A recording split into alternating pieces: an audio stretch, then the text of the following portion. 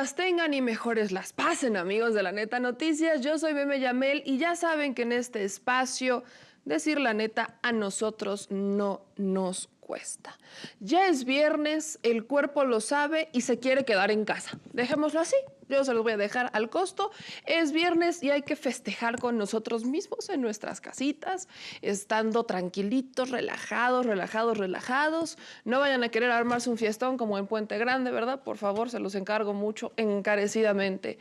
No vayan a querer armarse un fiestón como ya me dijeron que hacen en Ecatepunk, porque sí, también mis amigos de la hermana República de Ecatepec se andan echando unos sonideros, pero chulos.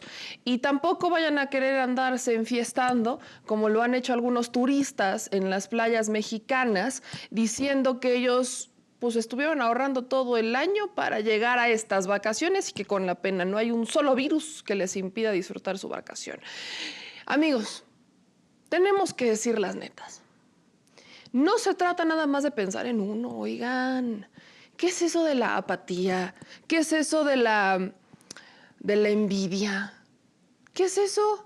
¿Qué son esos feos sentimientos que se han dejado venir literalmente a raíz de esta pandemia? ¿Sirven de algo?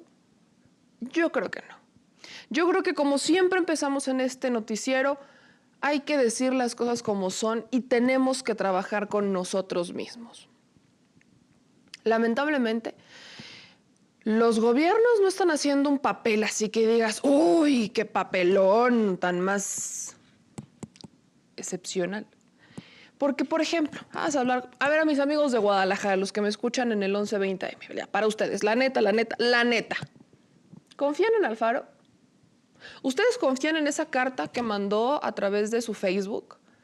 ¿Confían en ese speech de tristeza, de desesperación? ¿Confían en ese speech en donde su gobernador se conmueve hasta las lágrimas, pero no hace absolutamente nada más que intentar colgarse medallitas que no debería de?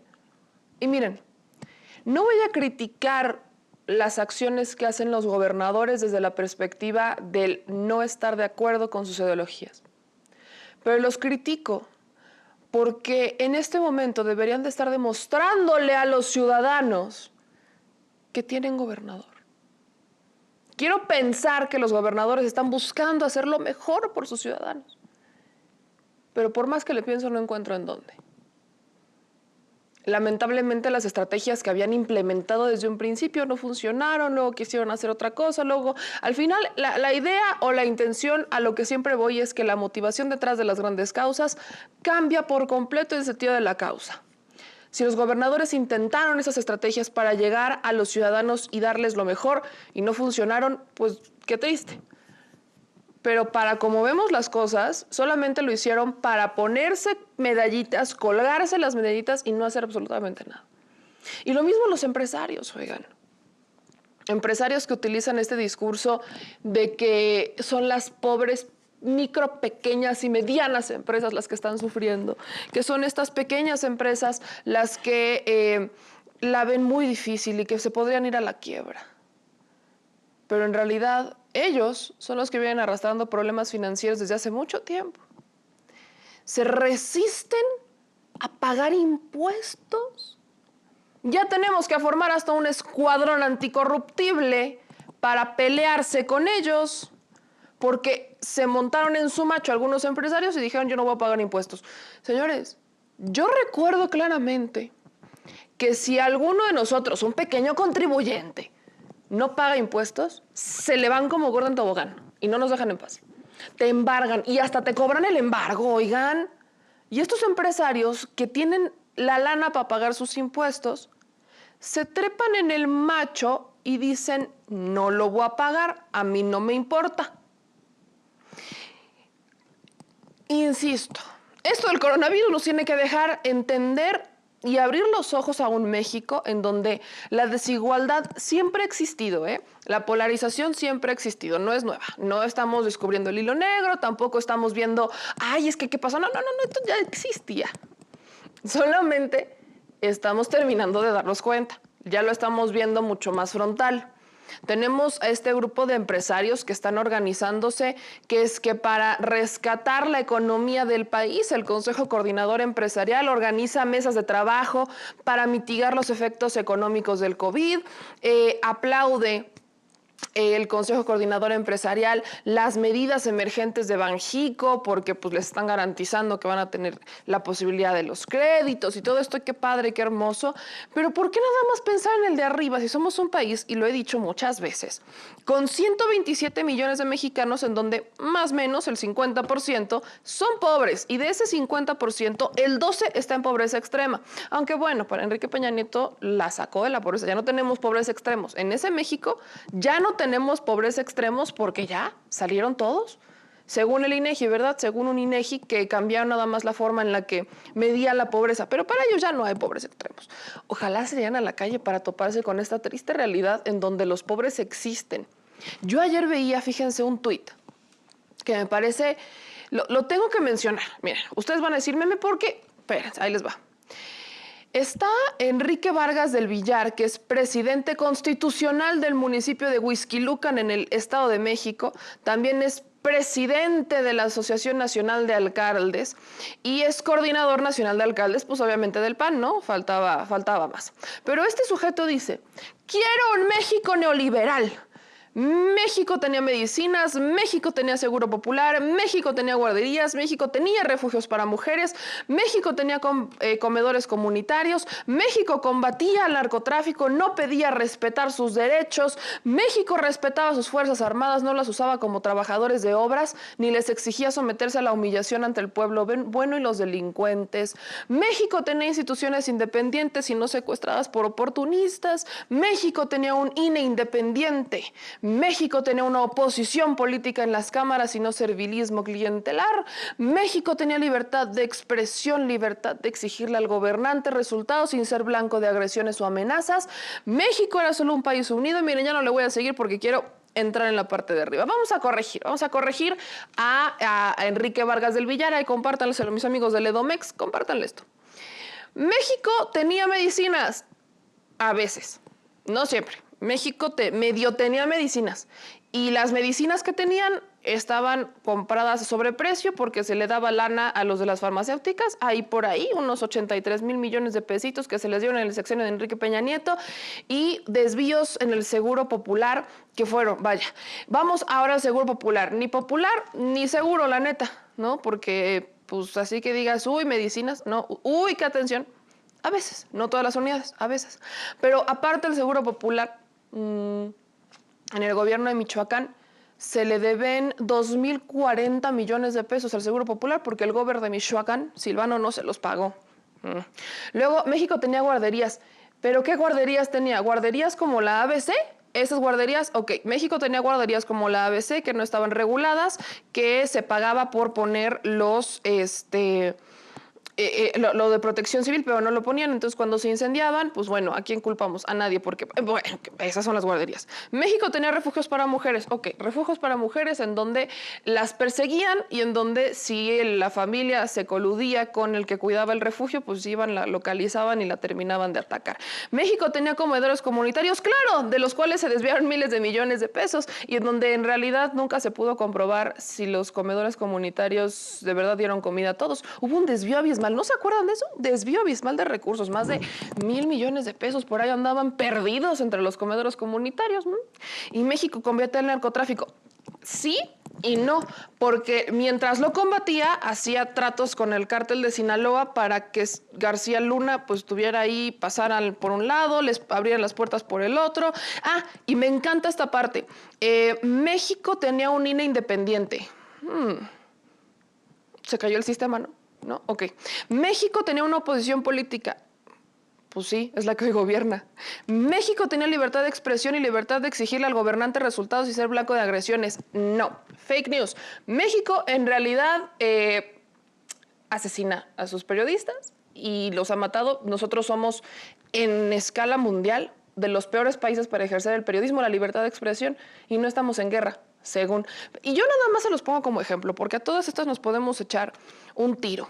Lo peor del caso es que este tipo de políticas también se implementan en la iniciativa privada.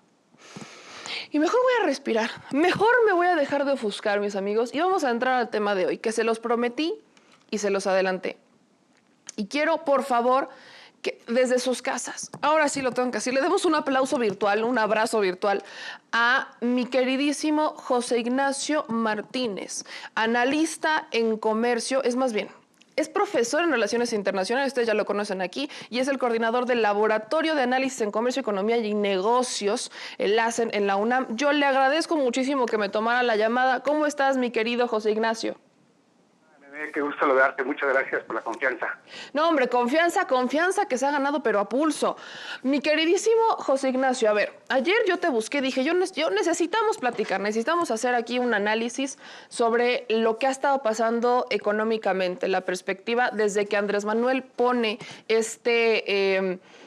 publica cuál va a ser su plan económico para la reactivación de esta crisis y empiezan a surgir que si los empresarios, que si la iniciativa privada, que si las micro pequeñas, que si los créditos. Vamos a partir por el principio. ¿Cuál es el contexto general? ¿Cuál es tu diagnóstico de esta propuesta económica que plantea el gobierno federal? Y partamos de ahí para que lo entienda la audiencia. Mira, lo pongo en esta situación. La perspectiva de crecimiento que se tenía para este 2020 era en el máximo, en el techo, de 2.5%. La situación económica de 2019, junto con la pandemia que provoca el COVID-19, y aunado a ello, la caída de los precios petroleros nos lleva a una situación económica muy drástica, donde pasamos de un posible crecimiento de 2.5% a un decrecimiento absolutamente negativo de menos 6.6%. Lo pongo en esta situación. Es como si Juan Pueblo hubiera hecho su presupuesto familiar, sus finanzas familiares, y iba a tener un crecimiento en su economía que le iba a ayudar a comprar el terreno, construir la casa, porque su situación laboral, su ingreso lo permitía. Uh-huh. Pero pierde el empleo, pierde sus bienes, y ahora para poder salir adelante pues tiene una caída del orden de 6.6%. ¿Cómo lo percibimos? Lo pongo en este contexto. Pasamos de una perspectiva de riqueza, ¿sí? Uh-huh. de 250% a una pérdida de riqueza de menos 553%. ¿Sí?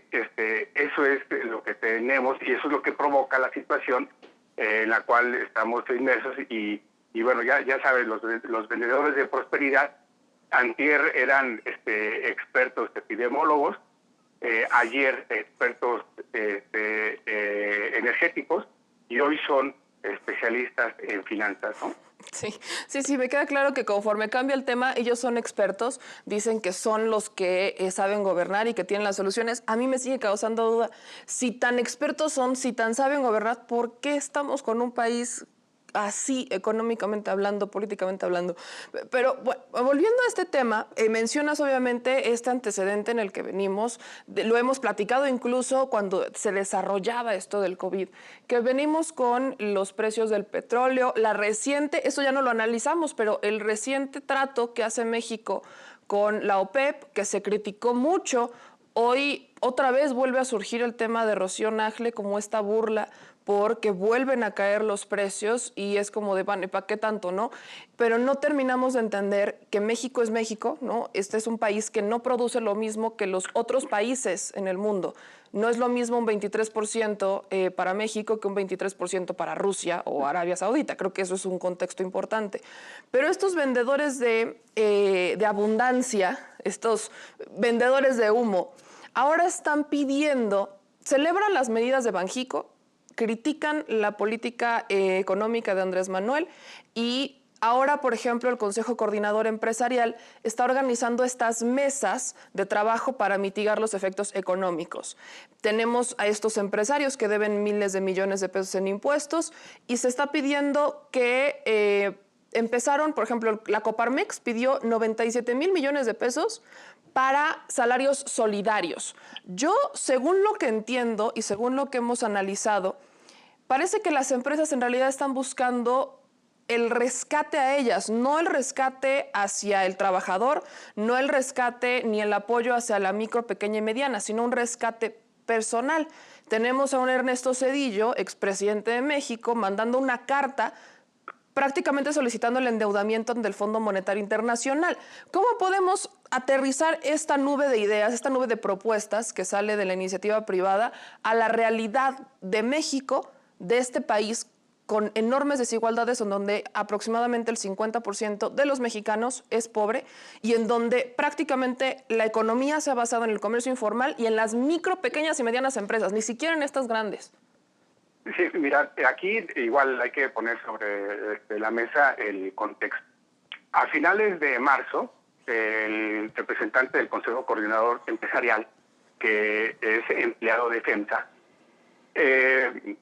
propuso al presidente que hubiera un plan de rescate porque las empresas, las unidades económicas que estaban teniendo mayor problema, que iban a tener una mortandad empresarial, pues eran las micro, pequeñas y medianas empresas principalmente.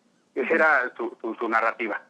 El 12 de abril, en la conferencia de la mañana de ese día, la secretaria del Trabajo, junto con el director del Seguro Social, presentan unos datos que desnudan al Consejo Coordinador Empresarial. Resulta que del 13 al 31 de marzo y del 1 al 6 de abril hubo 346.804 desempleados. En este lapso, el 90% de esos 346.804 resulta que fueron desempleados, ¿sí? que fueron despedidos por empresas grandes, no por empresas micro, pequeñas y medianas. Ahí se le cayó la narrativa al presidente del Consejo Coordinador Empresarial, porque precisamente lo que quieren ellos es lo que tú de manera atinada acabas de señalar, que se les rescate. Tenemos 6.179.000 unidades económicas en el país. De estas, el 97% son micro, pequeñas y medianas. De este espectro, este tipo de empresas arrojan el ingreso a las finanzas públicas del 79% del impuesto sobre la renta. ¿Por qué tanto énfasis de parte de estos organismos empresariales, principalmente representantes de la empresa grande?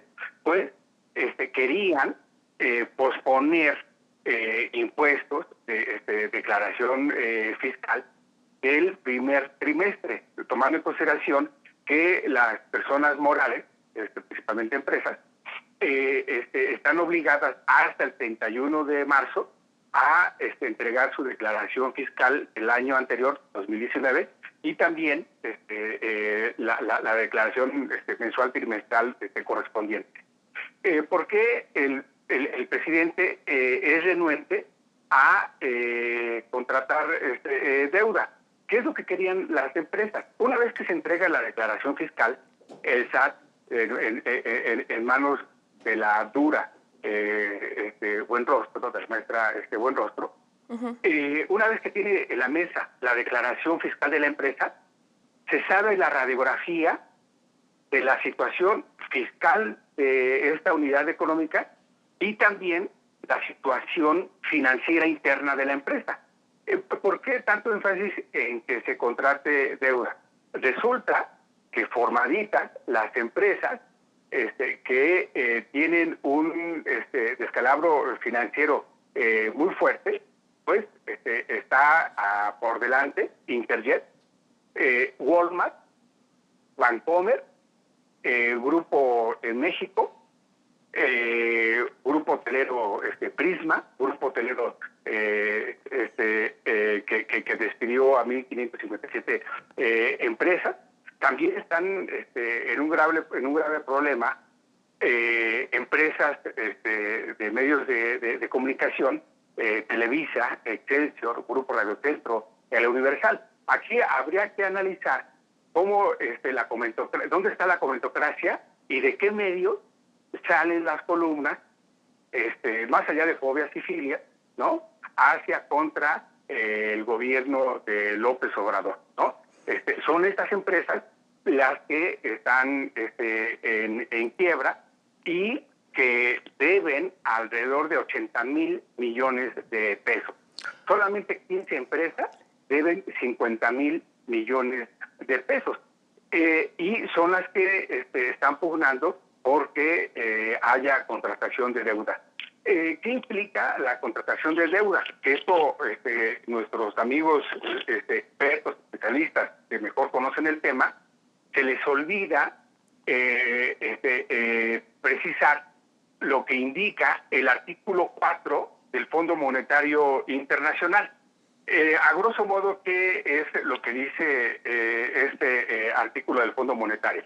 Aquel país que contrate deuda vía Fondo Monetario, como el caso de Colombia hace una semana, estará obligado, ¿sí?, para 2022, Colombia, a modificar su política económica para tener una estabilidad económico-financiera y de precios. Es decir, ¿qué es lo que obliga el artículo 4? ¿Sí? No es más que el consenso de Washington, ¿sí?, avalado por Friedman. Ahora resulta que estos keynesianos que dicen que el gobierno se endeude para rescatar, ¿sí?, y que contrate deuda.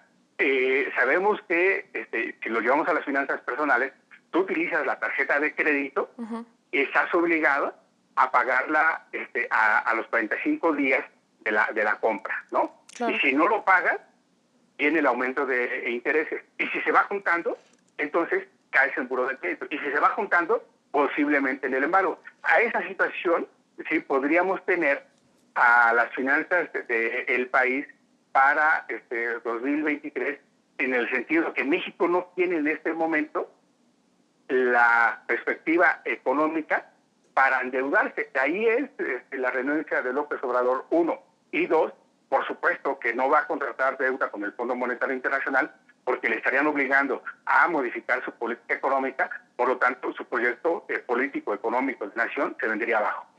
No, vaya, me acabas de dar luz al final del túnel. Yo todavía no tengo claro cómo es que estas empresas han estado sobreviviendo si ya vienen arrastrando tantos problemas financieros.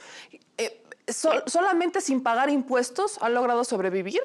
Así es. Y algo muy importante, habría que preguntarle a los trabajadores de estas empresas si los patrones, los jefes, los directores generales han dejado de cobrarle a estos trabajadores, 1, el ICR, 2, la cuota correspondiente del Seguro Social. Por supuesto que no. Le siguen descontando al trabajador, más allá si está en nómina o por honorario, no, el ICR de entrada. Si está en nómina, la cuota del trabajador hacia el Seguro Social. Y resulta que estas empresas no pagan los impuestos correspondientes. Ahí es esa presión. Entonces vemos, por ejemplo, una de las empresas deudoras al fisco es FEMSA, donde Carlos Salazar es trabajador de FEMSA, ¿no? Todos parejitos, sin dejar a nadie atrás.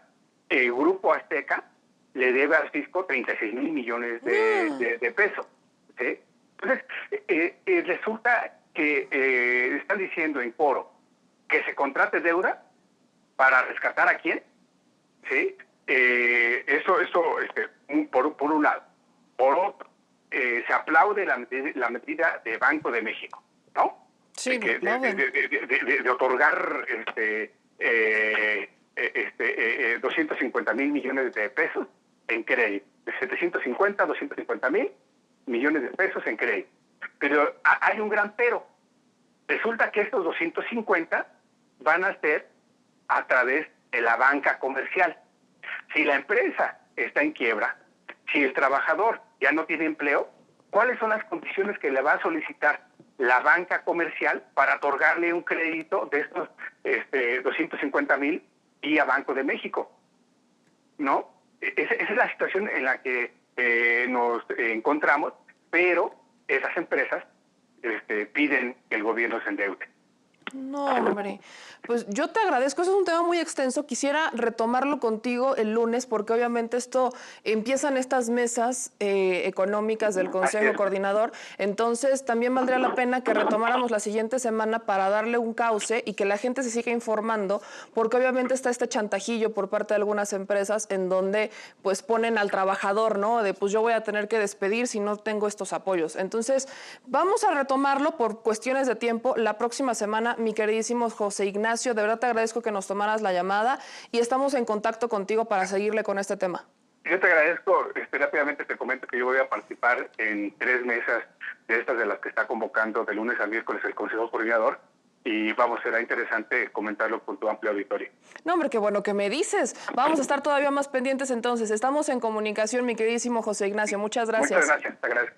Ahí lo tienen, amigos. José Ignacio, coordinador de este laboratorio de análisis en comercio, economía y negocios. Ahí tienen a las empresas, sin querer queriendo, la lista que Andrés Manuel no quería dar por ética y la lista que el Consejo Coordinador Empresarial no quería dar, que es que por la ley, pues ahí lo tenemos. El Universal, Excelsior, Grupo Radio Centro, Grupo México, Grupo Azteca, Grupo Posadas y también está en la lista, espérense, acá todavía los tengo, aguántenme las carnitas,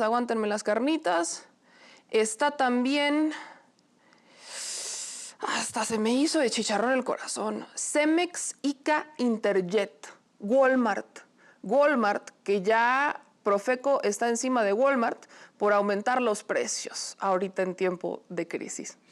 Ahí se las tengo, ahí se las dejo. Compártanlo si lo tuvieron en redes sociales porque esa lista que no se quería decir ya se dijo. Yo soy Meme Yamel y aquí decir la neta no nos cuesta, se los digo en serio. Y es que la neta no peca, pero incomoda y bastante. Adiós.